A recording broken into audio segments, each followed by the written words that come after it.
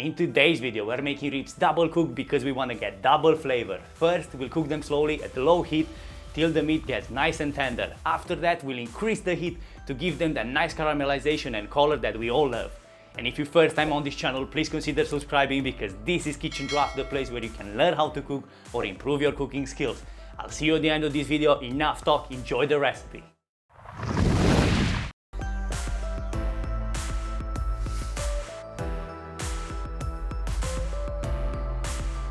For this recipe, I'm using 1 kilogram of pork ribs. And the meatier they are, the better. Mine are already portioned, but to be honest with you, I prefer cooking them as a whole rack of ribs. I just couldn't find any in a shop at this point, so I did what I usually tell you to do. I adapted to the situation. We are now in process of making the ribs marinade, and this is a very important step. And if possible, try to prepare this a day in advance, so the ribs will have enough time to absorb all that nice flavor from the ingredients we are adding. We've added garlic, and now we're working on the onion.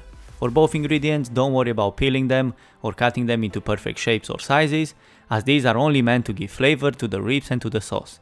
After that, they will get discarded. The soy sauce and honey combination works very well with the ribs and with pork in general.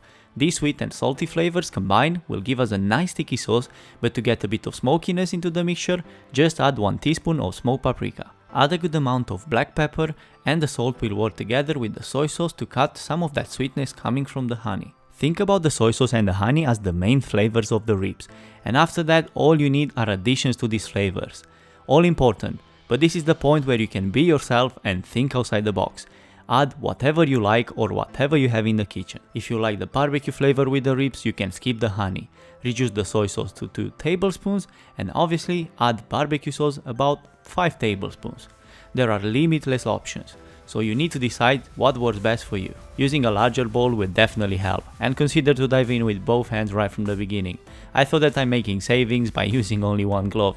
Not a chance, let's do it properly. As mentioned at the beginning, ideally leave the ribs to marinate overnight in the fridge.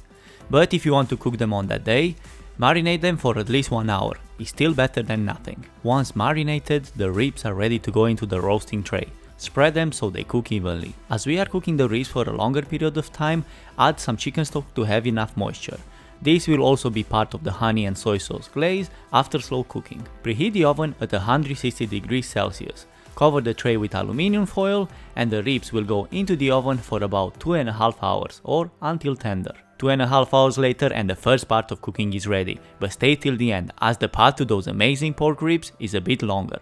Well worth it, I promise. We are removing the ribs from the tray. Set them aside for the moment. What we are looking for is the sauce that we ended up with after slow cooking the ribs. This is the key of our recipe. So we will pass this sauce through a sieve and get it into a pan ready to be reduced by half.